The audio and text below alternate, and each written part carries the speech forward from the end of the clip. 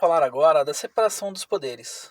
Ou seja, dentro do nosso estudo dos princípios fundamentais, vamos agora para o artigo 2º da Constituição da República. Veja o artigo 2º. São poderes da União independentes e harmônicos entre si, o Legislativo, o Executivo e o Judiciário. Estamos falando da clássica teoria da separação dos poderes feita por Montesquieu. Quando se fala do artigo 2º, se fala essencialmente de separação dos poderes, e uma separação dos poderes em legislativo, executivo e judiciário. Mas antes de adentrarmos, inclusive na conceituação de funções típicas e funções atípicas que são exercidas por cada um dos poderes, é preciso compreender uma coisa. Na verdade, quando se fala do poder em si, e principalmente quando estamos falando do poder soberano, que é uma das características essenciais do Estado brasileiro, como vimos na aula anterior, esse poder soberano ele pertence à República Federativa do Brasil. Ele é indivisível. E por que esse poder soberano, uno e indivisível? Porque ele emana do povo brasileiro. Não se esqueça do parágrafo único do artigo 1º. Todo poder emana do povo, que o exerce por meio de representantes ou diretamente nos termos da própria Constituição.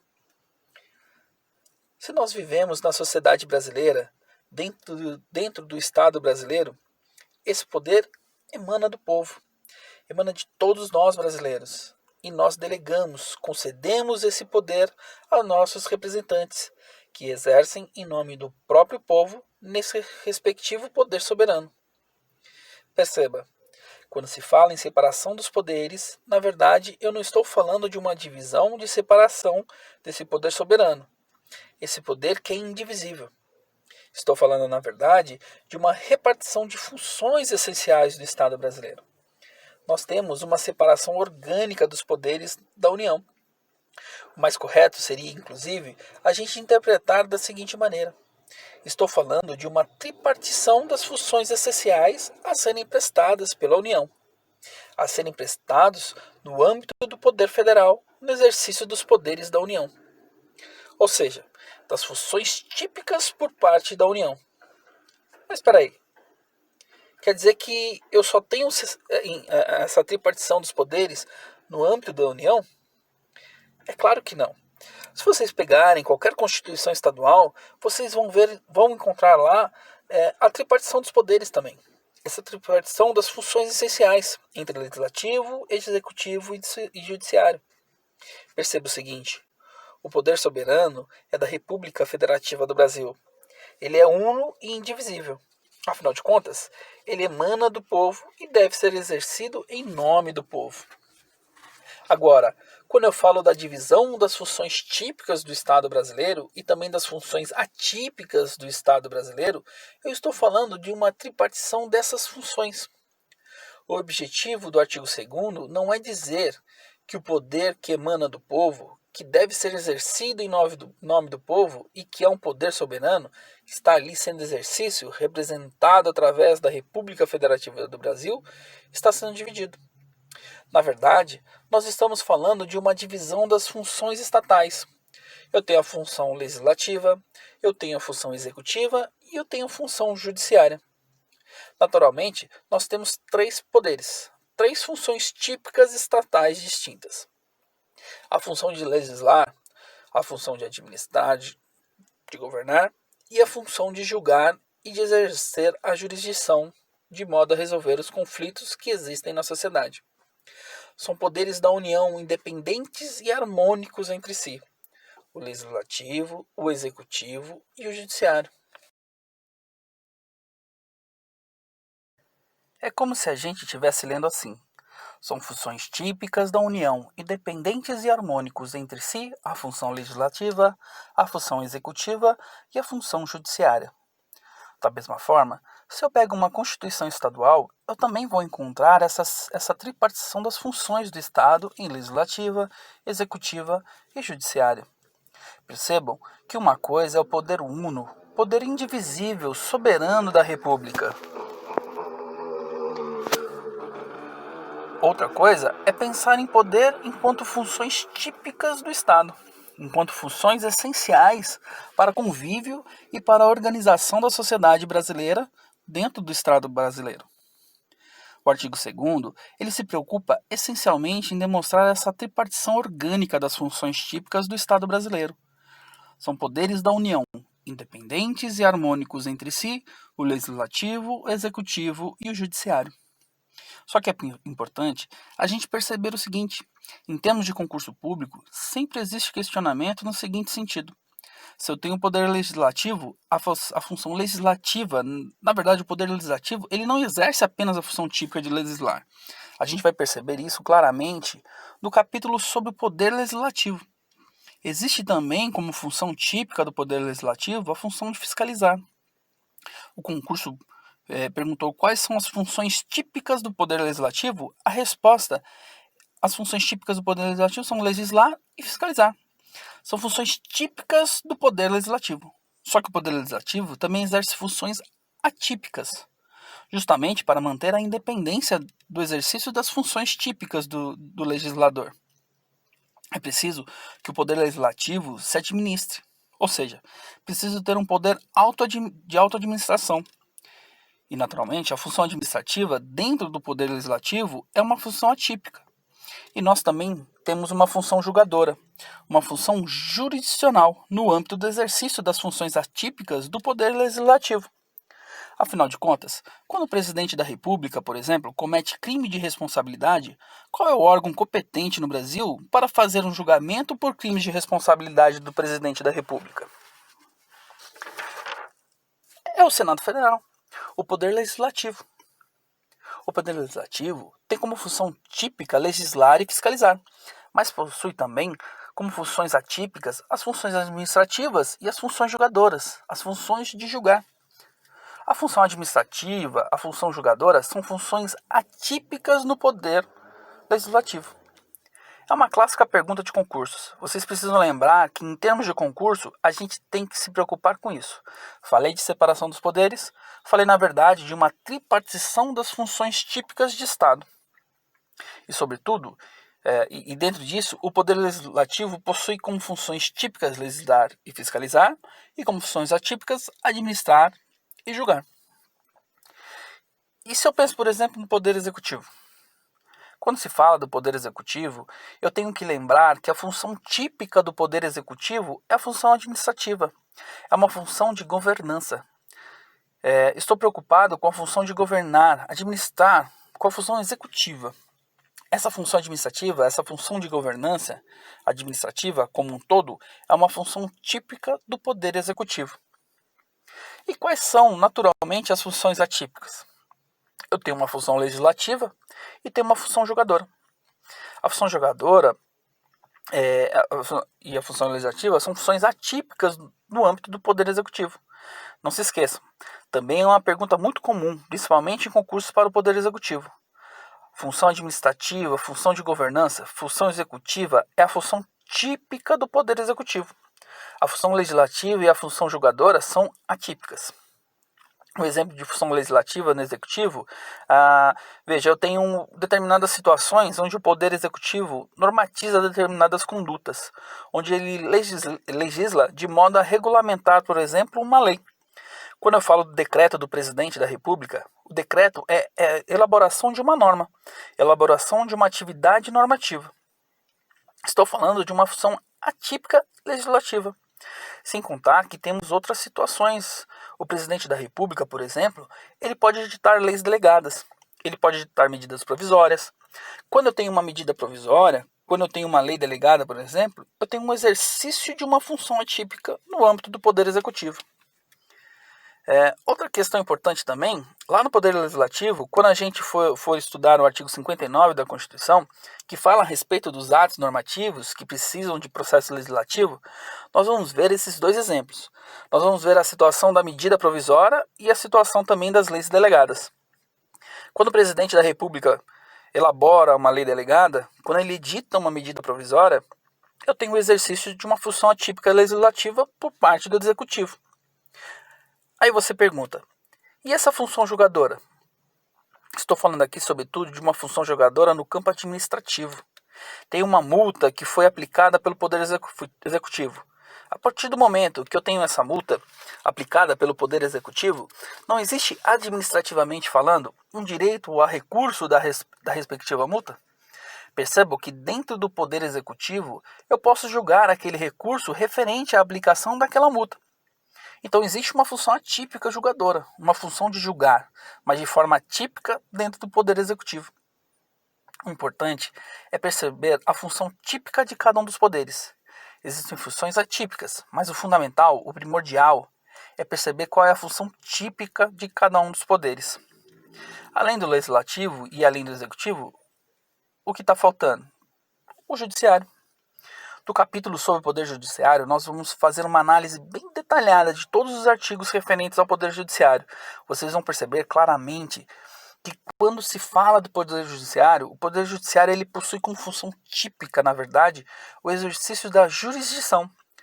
Na verdade, quando se fala em julgar como sendo a função típica do Poder Judiciário, quer-se dizer que o Poder Judiciário tem como função típica o exercício da jurisdição. Mas o que significa? Significa que o Judiciário vai resolver os conflitos, vai compor os conflitos que são levados ao seu conhecimento através da aplicação da vontade concreta do ordenamento jurídico, da vontade concreta do direito vigente da sociedade brasileira. O exercício da jurisdição é uma função típica do Poder Judiciário. Resolver conflitos aplicando a vontade concreta da lei, concreta do ordenamento jurídico e como a lei e o ordenamento jurídico são fontes principais do direito. A aplicação da vontade concreta do direito pode resolver um conflito que foi levado ao conhecimento do Poder Judiciário. A função do juiz, a função do Poder Judiciário é julgar, mas julgar no sentido de exercer a jurisdição. Ou seja, compor os conflitos que foram levados ao seu conhecimento através da aplicação do direito ao caso concreto. Tanto é que a jurisdição vem da palavra latina jurisdicto, e significa dizer o direito. Só que dizer o direito de uma forma concreta, aplicando o direito a um caso concreto que foi levado, por exemplo, ao conhecimento do Poder Judiciário. Então, a função típica do Poder Judiciário é, na verdade, o exercício de jurisdição. O ato de julgar, mas no sentido de exercer a jurisdição e, naturalmente, o Judiciário possui como função atípica as funções legislativas e a função administrativa. Quando o tribunal elabora seu respectivo regimento, temos o exercício de uma função atípica legislativa por parte do Poder Judiciário. Afinal de contas, o regimento interno de um tribunal é uma resolução. Percebam que quando um tribunal, o TJ, por exemplo, ou o TRT, o TRE, elabora seu regimento interno, nós temos uma função atípica. E o exemplo da função atípica no âmbito administrativo do Poder Judiciário? Vejam, a realização do concurso público. O que é a realização de um concurso público por parte do tribunal? Estou tendo uma política de recrutamento e seleção de futuros servidores. Estou falando de uma atividade essencialmente administrativa. Outro exemplo de função atípica administrativa no âmbito dos tribunais qualquer tribunal elege os seus respectivos cargos de direção. A partir do momento que eu tenho essa autonomia administrativa para cada tribunal brasileiro, a partir do momento que cada tribunal, por exemplo, elege os seus respectivos cargos de direção, eu estou falando de uma função atípica administrativa. Falei dessa tripartição das funções típicas do Estado brasileiro, falei de uma função legislativa, uma função executiva de governança, falei de uma função jurisdicional. Quem exerce essencialmente a função legislativa? Poder Legislativo. Quem exerce essencialmente a função de governança? A função administrativa? O Poder Executivo.